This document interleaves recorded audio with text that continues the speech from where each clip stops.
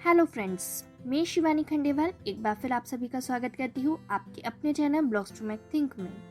आज फिर मैं आप लोगों के लिए जातक कहानियों के संग्रह में से एक और कहानी लेकर आई हूँ जिसका नाम है नासमझ वृक्ष।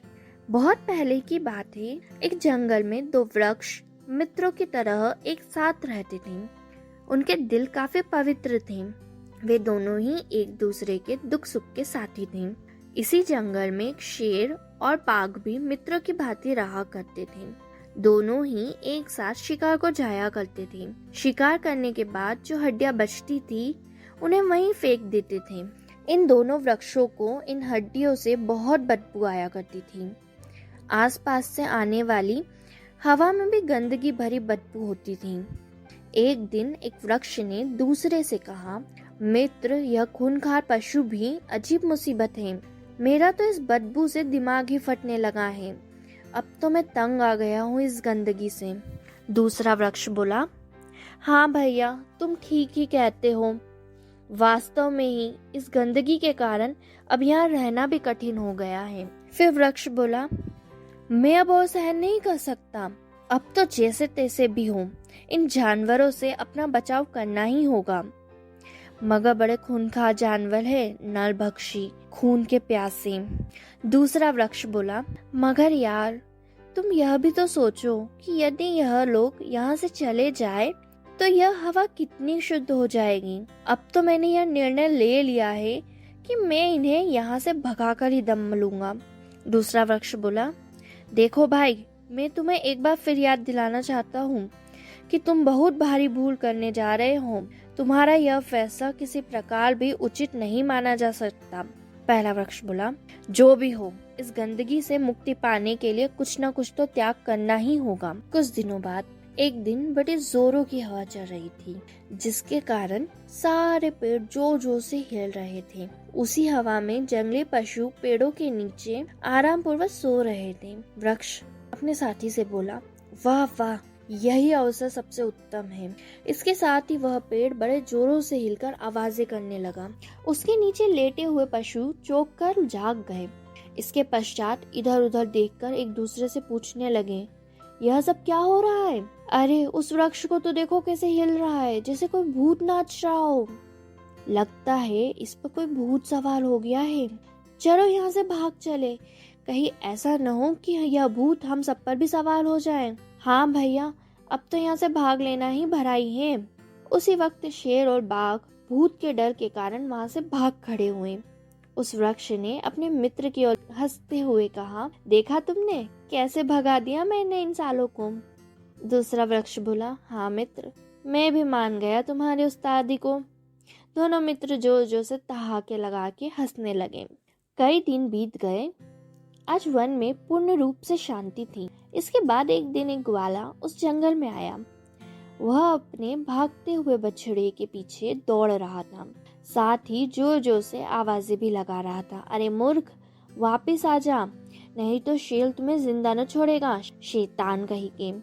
फिर उसे अचानक ख्याल आया कि कहीं शेर उस पर ही न झपट पड़े, उसे स्वयं को जान से न मार डाले। जो शेर बछड़े को खा सकता है वो मुझे भी तो खा सकता है। फिर इस ग्वारे ने धरती की ओर देखा और चारों तरफ झांका। यहाँ तो कोई निशान शेर का दिखाई नहीं पड़ रहा है। ऐसा आभास हो रहा है कि मानो इस धरती पर कभी कोई पशु रहा ही न था। यह धरती तो बहुत काम की है, क्यों ना हम इन पर हल चलाएं। मैं अभी अपने परिवार वालों को बुला कर लाता हूँ। ये कह के ग्वाला वहाँ से चला गया। उसके जाने के बाद एक वृक्ष ने दूसरे की ओर देखते हुए कहा, क्यों दोस्त, सुन लिया? अब पता चला कि जंगली पशुओं को अपने पास से भगाने का क्या परिणाम होता है। अब यह ग्वाले इस धरती पर अपना आधिपत्य जमा लेंगे और हमें भी काट डालेंगे। दूसरा वृक्ष बोला, अरे तुम चिंता क्यों करते हो? जैसे मैंने उन पशुओं को भगाया था वैसे ही इन मनुष्यों को भी भगा दूंगा।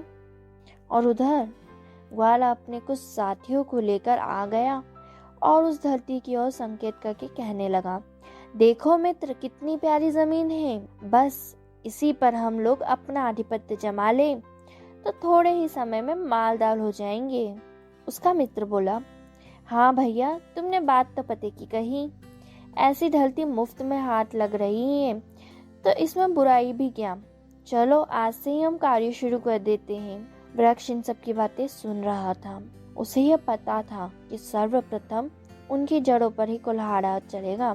दोनों वृक्ष मित्रों ने एक दूसरे की ओर देखा, जैसे दोनों चिंता में डूबे हुए हो।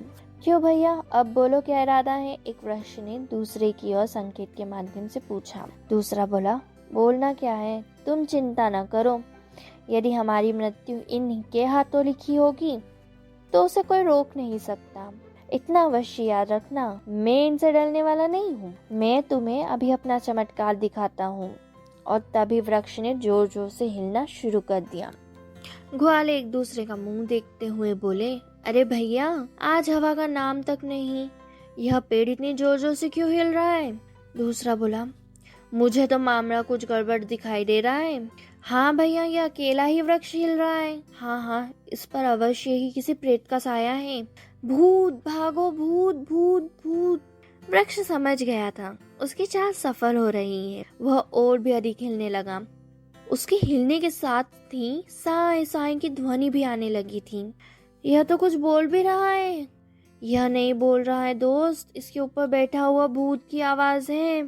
भूत, भागो भागो भैया जी, भूत, भागो भागो, नहीं तो ये भूत हमें भी खा जाएगा। सारे ग्वाले भाग गए। तो वृक्ष बोला, क्यों मित्र, कैसा रहा? भगा दिया ना इन सबको? आए थे बड़े धरती पे कब्जा जमाने।